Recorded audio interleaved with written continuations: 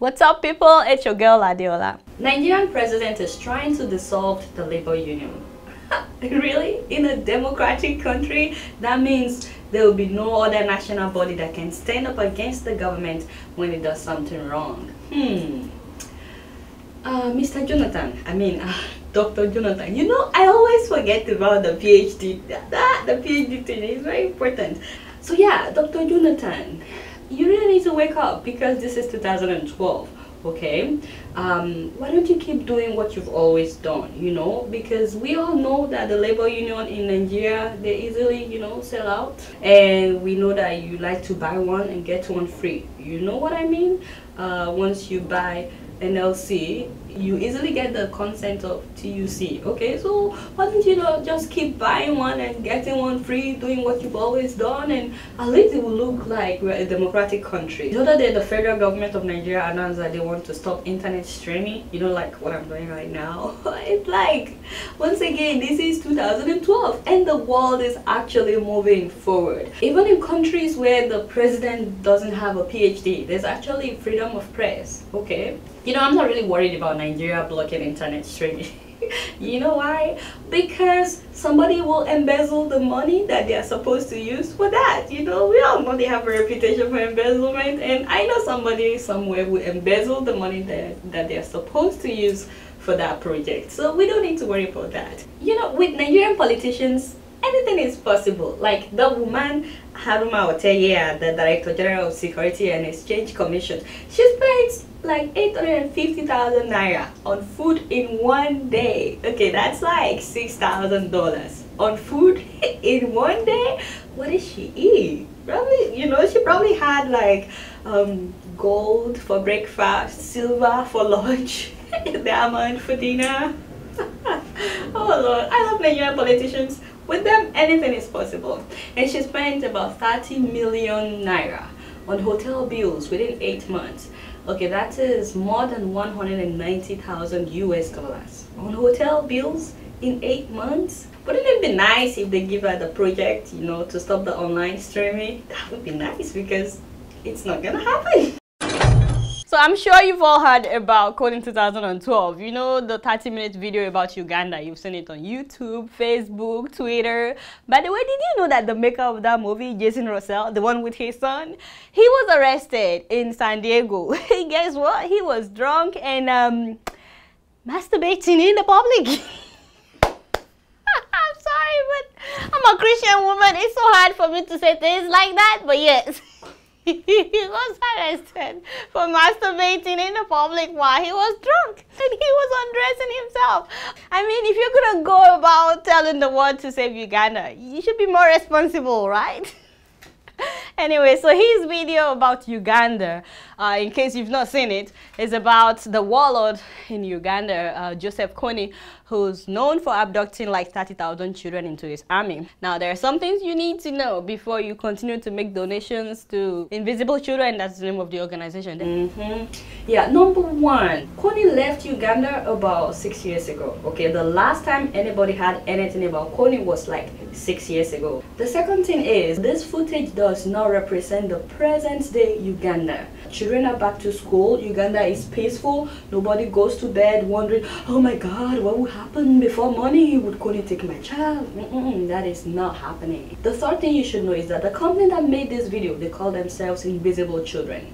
They make about $13 million every year. And about 30% of this goes to the cause. I really don't know what the cause is, okay, because Uganda is peaceful right now. There is no more Kony. I wonder where the money is going, you know. And about 70% goes to managerial expenditure. What is managerial expenditure? Excuse me. I hate when somebody tries to paint Africa as a hopeless, helpless, and unsafe continent so that they can look good. And yes, it is a continent, not a country. If you really want to go after the bad guys, whatever happened to Museveni? You know, what happened to Kagame? I mean, what about Mugabe? Yeah, he's a bad guy. Now, you should know that Ugandans hate this movie. When this movie was shown in an open place in Uganda, the people were so angry they were throwing rocks at the projector. That's how bad it was. Well, speaking Speaking of Mugabe, do you guys know he's been crowned the King of Kings of Africa? They did the same thing to Gadaffi when he was alive. You know, those African thieves, I mean chiefs or kings, whatever they call themselves. They crowned Gadaffi as, you know, the African King of Kings. And they presented him with this gown that they said used to belong to Gadaffi. I think they were lying, because knowing Gadaffi, I don't think he would have given up the robe when he was alive. And did they have access to his closet after he died? I don't think so. I think they just made up a new robe, and you know, they wanted Mugabe to feel like he's very important. So they made a new robe and told him it's the same one that Gadaffi was wearing. Yeah. You would think that Mugabe would remember what happened to the last King of Kings of Africa and, you know, wake up that maybe these guys are trying to kill me, you know, but unfortunately nobody tells him the truth. So he's very happy being the next King of Kings of Africa. The thumbs up this week goes to an 80-year-old South African woman known as Hazel Sommer. She was honored for 62 years of perfect driving record. She had no traffic fine whatsoever. Isn't that wonderful? That deserves an award, you know. But you know, some people in South Africa could care less about having a perfect driving record. In fact, as far as they're concerned, it's wrong to drive or use anything that uses fossil fuel. They are protesting our dependence on fossil fuel, and to make their voices heard, they decided to bike naked.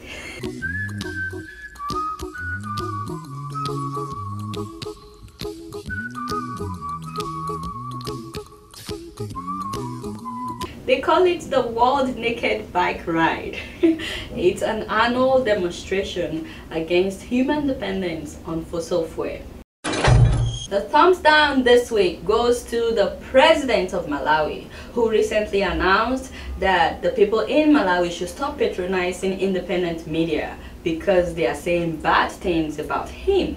How ridiculous is that? In a democratic country, can you imagine? He says nobody should buy the newspapers from independent media and nobody should advertise with them. Not only that, he's fining journalists £1,000 when they say something bad about him, and he's ready to arrest them and put them in jail. Can you see how democratic some presidents can be?